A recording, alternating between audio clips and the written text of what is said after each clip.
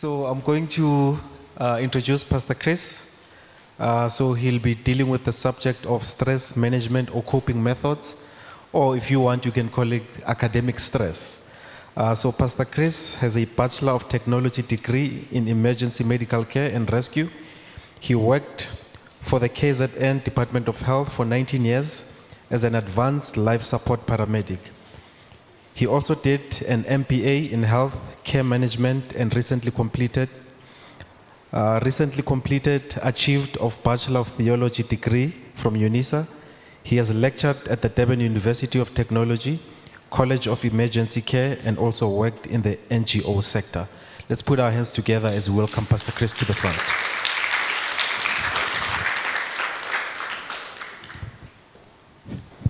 Thank you, Pastor Mongezi. And I'm back.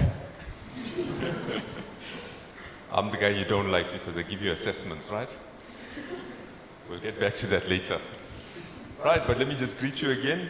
And as Pastor Mongezi asked the question, I think we're also asking the same question. We really hope that you are benefiting from today. I know it's quite a download of information. And it's difficult to process all of that information right now. But that's why I said we want you just to listen and make notes if you want to, but spend more time concentrating on the content that you are getting, and the presentations, etc., will be emailed to you, and then at your leisure you can go over it again. I also know that it's a bit of a long day, but after this presentation, we're taking another break for lunch and just socialize a bit and chat, give our bodies a bit of a rest, and then we'll come back and do more subject speciality things like how to study maths, how to study the sciences, what should be our approach to languages and things like that. And then we're almost done for the day. So I'm going to be talking on academic stress. Start that. There we go. And this is something that most learners will have to deal with at some time, academic stress. And firstly, let's start by asking the question, what is stress? So it's a word that's used often. Oh, I'm under pressure, I'm under stress. This subject is too stressful for me. That teacher is too stressful for me. So we live in a world where there is stress and there's no escaping that aspect of it. Okay, but we can also learn how to deal with stress, how to reduce stress, how to have the right approach to it. So stress can be defined as any type of change. Mark that word, change, that causes physical, emotional, or psychological strain to you. So if you are cruising along at a certain disposition in your mind, and suddenly you realize, oops, I have an exam coming up in a week's time and it's a major one. So you can't continue in your cruise mode. You have to change. That's the change, right? But with that change, if you're not prepared for the change, then that will cause some physical, emotional, or psychological strain on you, which we'll call stress. And stress is your body's response to anything that requires attention or action. So Ryland, for example, spoke about procrastination. Procrastination can be one response that you can come up with to combat this stress. Okay, I'm going to get to it, but I'll get to it on a certain day. That could be your response. Somebody could go into another response of just going into a flat panic. I'm in big trouble. What do I do? I'm not ready for this test. I'm disorganized. I don't even have my notes ready. And that can start to affect your health, your relationships, etc., etc. And most of you can start to relate already to some of the things that I'm saying here. So stress then becomes your body's response to anything that requires attention or action. You need to give attention to this particular essay, or exam, and your body responds to that in a certain way, which can be called stress. Now, believe it or not, there's good stress and bad stress. The word stress is often associated with negativity. But we all need, our bodies are designed, believe it or not, to take a bit of stress. Okay? What am I talking about? So good stress is short term. Good stress actually motivates you. It focuses your energy. It makes you want to achieve something. It makes you want to go a little bit further.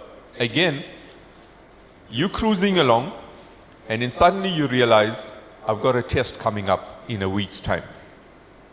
That should put you under what's called the good stress.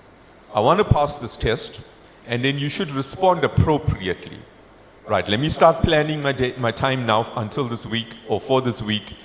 Let me get my notes together because I want to really do well in this test and I want to pass it. So that's good stress. It gets you moving, it picks you up, it motivates you, and you respond appropriately. And then we get bad stress.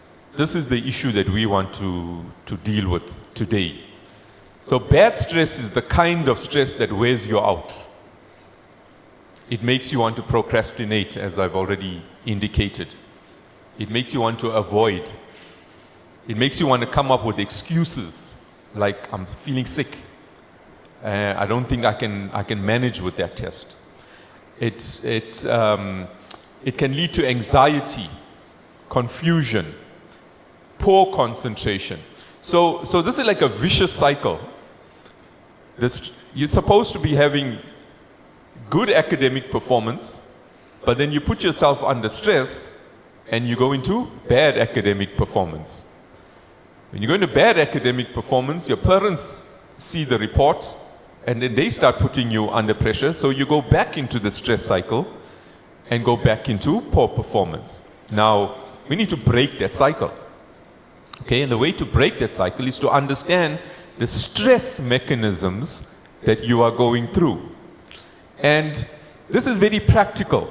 This is very practical. We can get a psychologist, a psychiatrist to come here who understands stress in a much, much deeper way, but they won't necessarily give you all the solutions you need. We are here today to give you the practical, real solution. So guys, if you listen to this, trust me, it's going to make a big difference in your life. So pay careful attention to it, right? And I've indicated that this type of stress is also bad for your health. It's going to alter your sleeping patterns. You're going to start to feel fatigued. You'll feel pains in your body. Usually with females, it starts altering the menstrual cycle. A whole lot of hormonal things can start to happen. But it's all because of the inability to handle stress. Now, one of the first things is, when it comes to dealing with stress, is let's not all try to be superheroes, Superman and Superwoman. We must not be denialists that stress is a real thing in the world in which we live. Dr. Rufus spoke, for example, about the COVID situation. That has been stressful, isn't it? I mean, you would know of fellow learners, if you yourself hopefully haven't been in that situation, where fellow learners may have lost a mother or a father. In some cases, they lost both, a mother and a father, in the early cases of, or in the earlier days of COVID. So it was extremely stressful. Just this week, right here in Johannesburg, if you're following the news, you would have heard about this man that poisoned his children. 5 of them. 3 died. 1 is still in hospital and 1 just never drank the poison. We don't know why. Maybe he was in financial difficulties. We don't know why he did this. But those 3 children that passed away, can you imagine their colleagues, or their fellow classmates now going back into class? Isn't that stressful for them? That's going to be quite hectic. If you're following the international news, the shooting that took place in Texas, where, 19 children 19 children in an elementary school that got shot by this 18-year-old man that stormed the school with a gun. The rest of the learners in that school are going to need stress counseling and all of that. So we cannot deny that we live in a world of stress. And one of the things that we're going to keep highlighting to you guys is you must know how to reach out for help. You can't deal with these things on your own. Your first port of call will be parents. And I understand also that sometimes your relationship with the parents might not be so good and you might be thinking, that's not the person I'm going to. Then go to a teacher, go to a guidance counselor, go to your pastor or the pastor's wife, go to a friend, but go to somebody and tell them that you are not coping. It's very difficult to try to do this alone. Okay, but the reality is, point number one, stress and stress factors are all around us. We can't run away from it. Number two, if you are in that situation, don't try to deal with it on your own. Always reach out for help to somebody. Okay, let's go on. Okay, so what is academic stress? I spoke about stress in general, and we can talk a lot more on it, but academic stress is defined as the body's response to academic-related demands that exceed adaptive capabilities of students. Now, if you listen carefully to Kellen, she used the word adaptive when she did her presentation. So, you know that you've got this test coming up. There's the scenario. You know you've got this big test coming up. And you now need to adapt to that. You need to adapt your time management. You need to adapt your organizational skills. You need to adapt your attitude. All of those things. But if your body is not adapting, or you are not adapting enough towards all of that, then academic stress starts to take over. So it exceeds, as it says, academic stress is defined as the body's response to academic-related demands that exceed your adaptive capabilities. In other words, I've tried, whether it was a good effort or bad effort, but you are trying, but the demands seem to exceed your contribution or your efforts. That leads to academic stress. And again, as I said, it's like a vicious cycle, because it's just going to keep your marks going lower and lower, or you're going to be working as hard as, or the amount of effort you put in should be getting you an A, but you're just barely managing to pass. Okay? That's how bad academic stress can become. So what are the causes of academic stress? We'll divide this into two categories. There are causes that's not within your control. For example, you move to a new area. Your parents tell you, well, dad's got a promotion, or the company is moving your parents, and we're going to a new area. That is stressful, isn't it? You're giving up your friends, you're giving up a familiar environment, teachers that you already know, and now you suddenly end up in this new environment, and you are the newbie in that environment. Everybody's looking at you. That's one of the causes of academic stress. But this is the point to remember. That move was not within your control. And this is another reality, a fact that we all have to accept, that there are some things that's going to happen that's not within our control. We just have to adapt to the situation. Again, get the help you need, talk to a counselor, start making friends as soon as possible, and get into a routine and settle down. So that's one example of causes of academic stress that's out of our control. Then there could be other family issues. A divorce in the family, a death in the family, illness, one of your parents got retrenched. So things are going to change. That can start to affect your academics. But again, there's nothing much you can do about the circumstances. You can't change the circumstances. It's not within your control. But you can change your response to the stress that it's causing you. And a lot of what's already been said, like your time management, your organizational skills, how you approach your study material, etc., will help you to decrease some of that academic stress. But now, more importantly, guys, is causes of academic stress that are within our control. Now, these are the ones we need to identify because these are the ones we can do something about.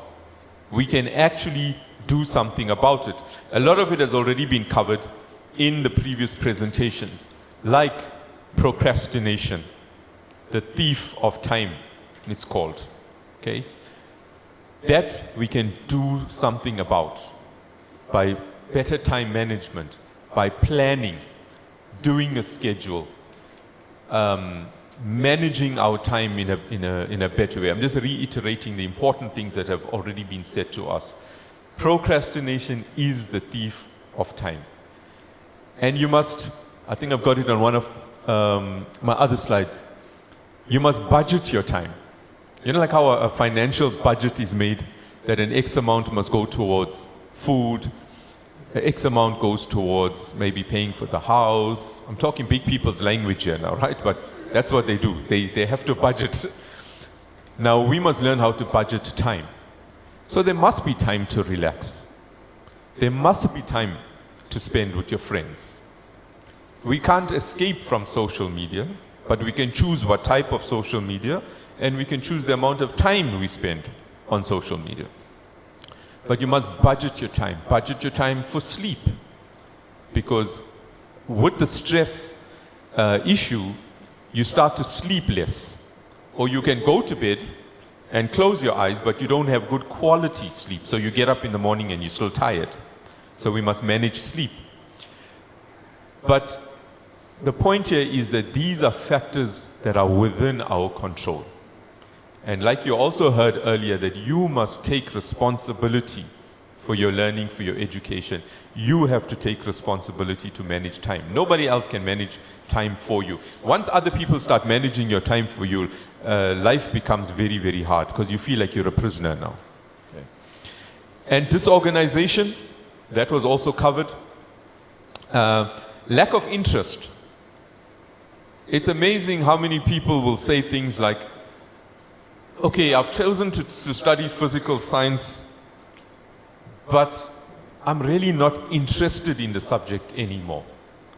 And because of the lack of interest in the subject, your marks are automatically going to start to go down. Academic stress will increase because now I have to put in effort for something that I'm not interested in. That's a horrible situation to be in, right? That I have to put in time, I have to put in effort, I have to make notes, I have to go to class, I have to do this, I have to read the textbook, but I am not interested in this because there's a type of a disassociation between the subject. Remember, we live in a world of science.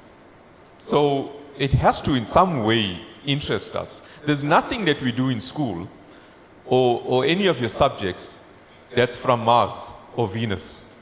Everything is related to us on this planet. Okay, so we have to teach ourselves how to become interested again in these things. And that's just at a subject level. You can take it to another level where there's a lack of interest in school. I'm just not interested in school anymore. And that's going to cause you even more academic stress, right? Dr. Rufus pointed out when he showed us those 4 sections of why we go to school. So, guys, that must generate our interest again so that we avoid the academic stress. Exhaustion or burnout, pushing and pushing and pushing, but using the wrong methodologies of study. Choosing one methodology, thinking it's the best way, and you put all your effort into it, and next thing you are exhausted, you are burnt out, but nothing is getting into your head. That's a cause of academic stress. Unnecessary perfectionism or competition. And people also have this. It's like, so certain girl in the class got 90% for maths. So I have to get 91% for maths. Right? Or better still, I don't want to just beat her by 1%. I want to like really beat her, so I'm going to go for 99% or 100%. And then you get 80%.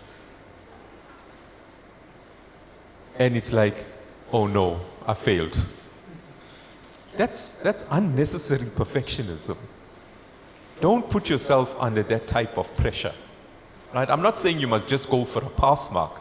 You must always aim higher. But you must set the standard against yourself. So if you've got 50% in term 1, it's okay to set a target for 60% for term 2. And then it's okay to set a target for 70% after that. Right? The point is you are keep on improving and improving.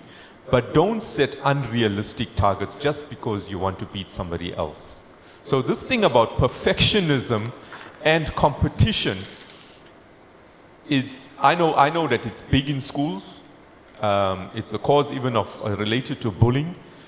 And it's a cause of people setting such great and high expectations that they put too much pressure on themselves. And you know what's the other irony of it?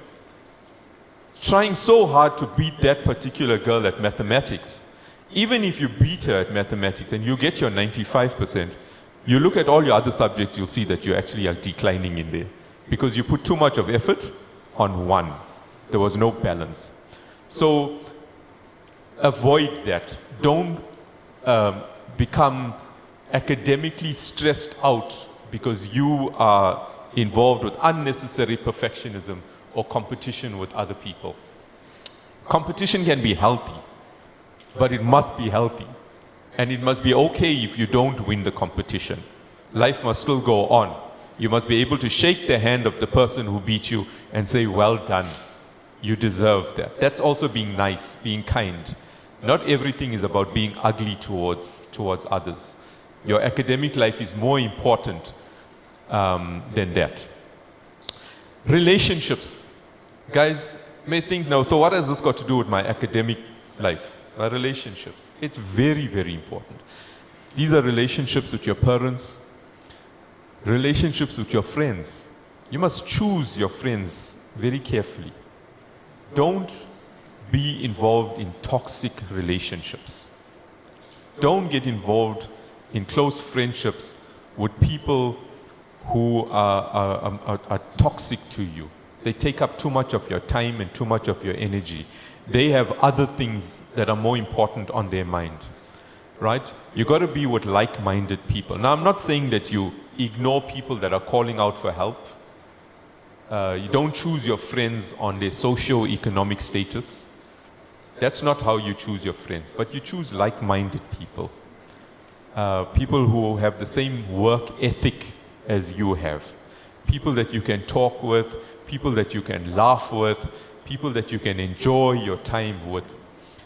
People who are going to rob you of time, distract you, lead you astray. It's okay to end that relationship. It's very okay to end that relationship. We cannot all be friends with everybody in the world. So be selective. Manage your relationships, and that will help you to manage academic stress as well. Okay? I'll just give you, I finished school in 1987. Most of you were not born. I still have a WhatsApp group with 90% of the people who were in that class. And we'll chat almost every day. Because we were such good friends. We respected each other, irrespective of religion and all of that. We still chat even till today. That's how good, healthy relationships are supposed to be, right? So choose your friends very, very, very carefully. And being bullied, I know that again, this was in Dr. Rufus's presentation.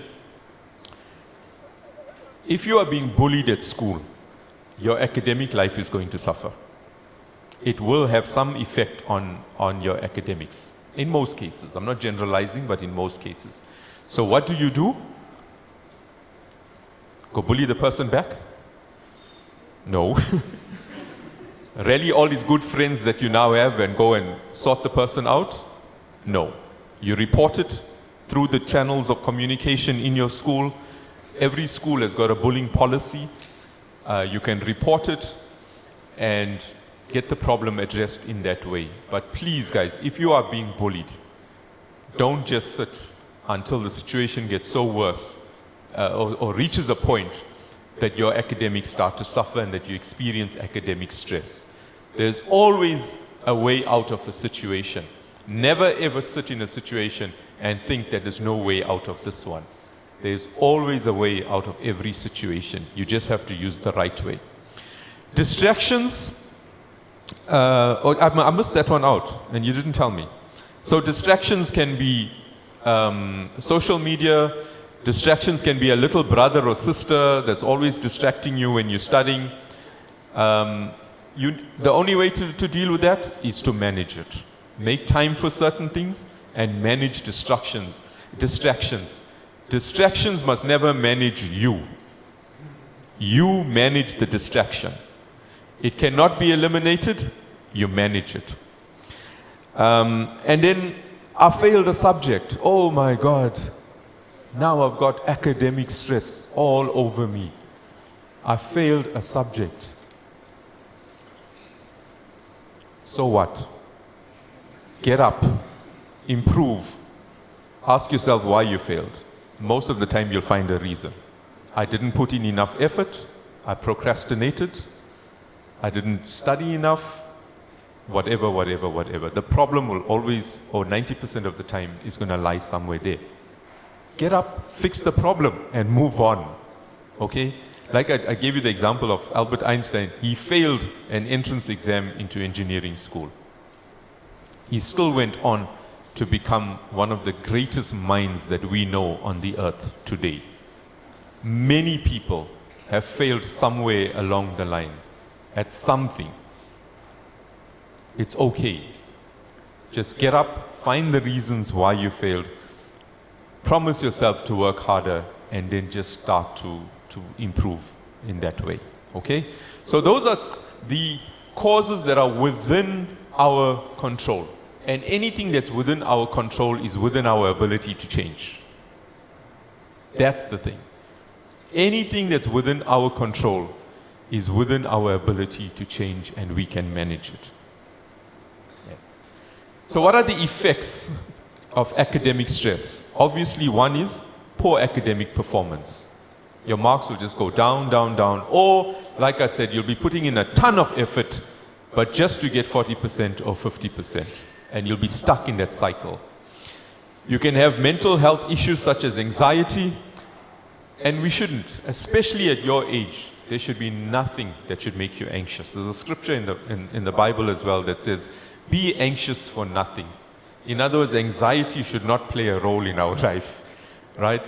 You're supposed to be young, you're supposed to be free, you don't have the burden of having to earn incomes.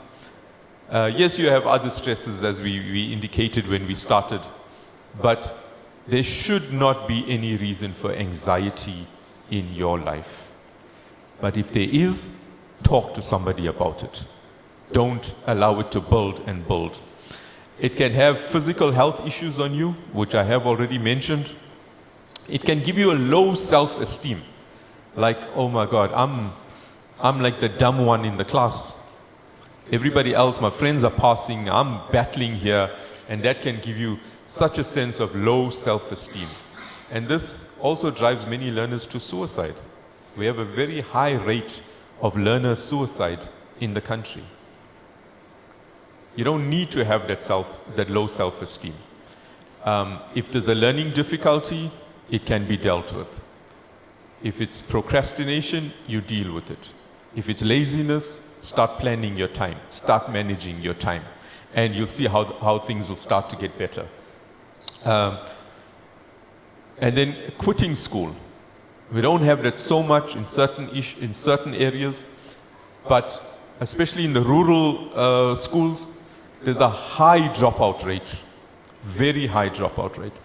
Do you know that of all the learners who enter the school system in grade 1, and there's thousands, right? You all entered in grade 1 at some point, and then 12 years later, you want to exit the school system. Do you know that of all the learners who enter grade 1, only 50% actually get to grade 12 years later? Only 50%. Some, yes, will be failed, so maybe they're repeating a year or two. Some may have died, natural attrition. Some may have emigrated, but 50%, that's a high dropout. Where did 50% of the learners go between grade 1 and grade 12?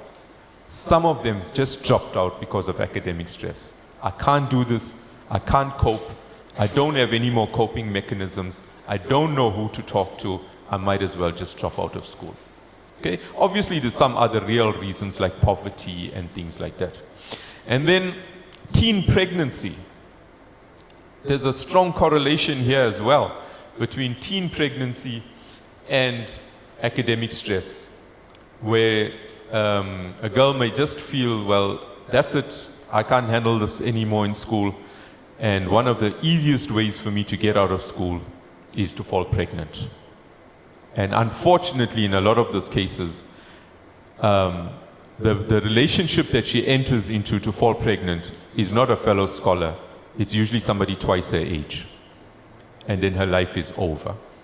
So you can see, guys, that the effects of academic stress are really, really serious.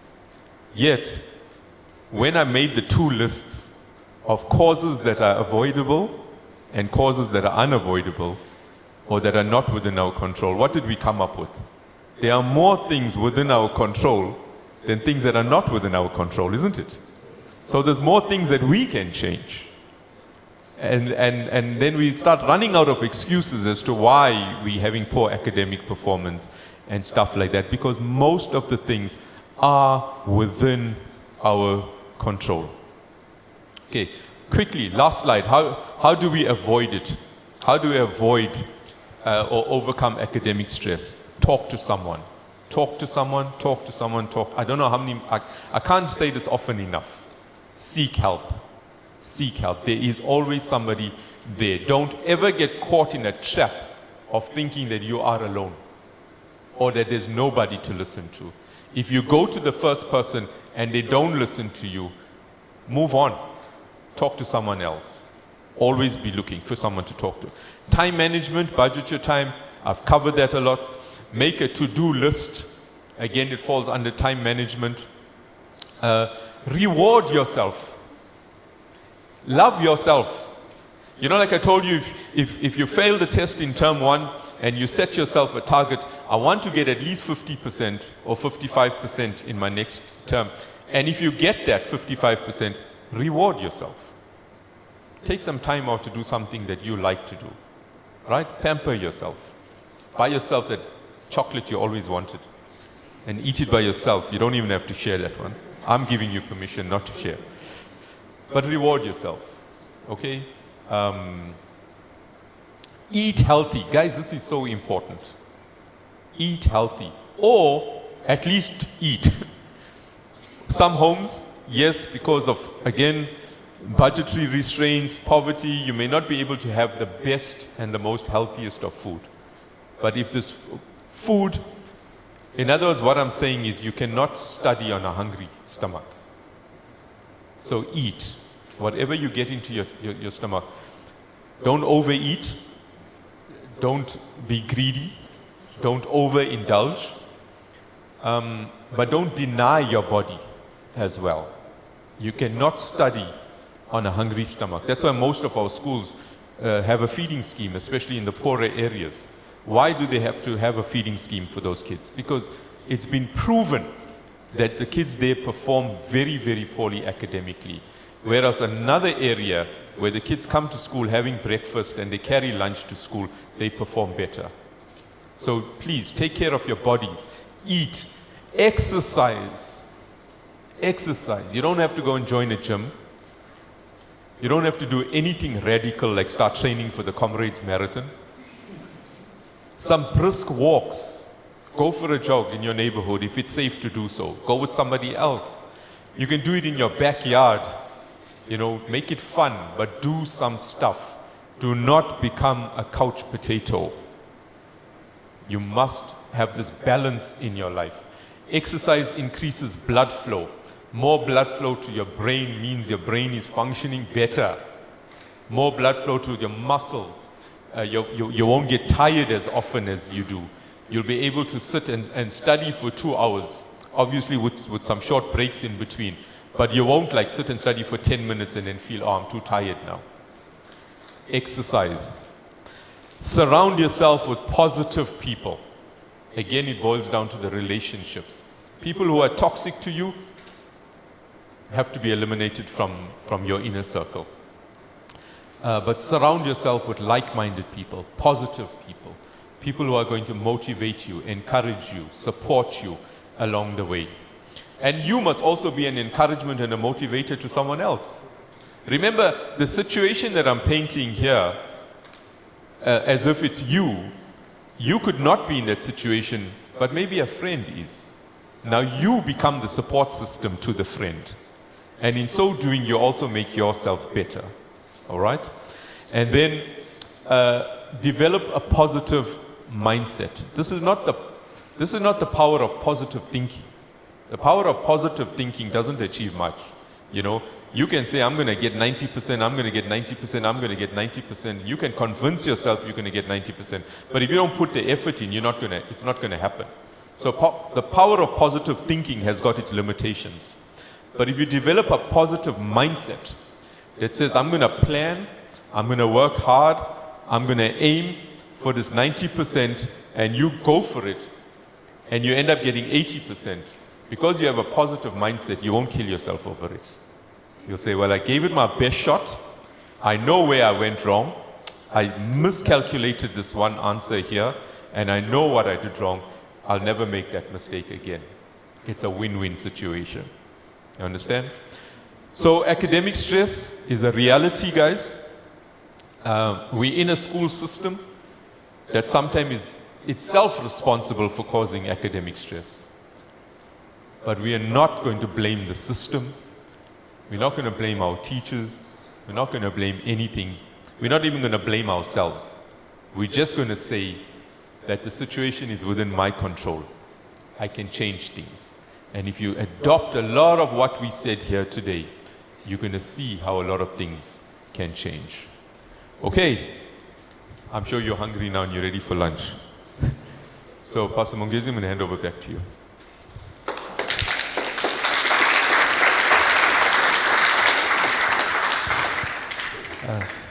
Thank you, Pastor Chris. And if you are a bully here, better stop it.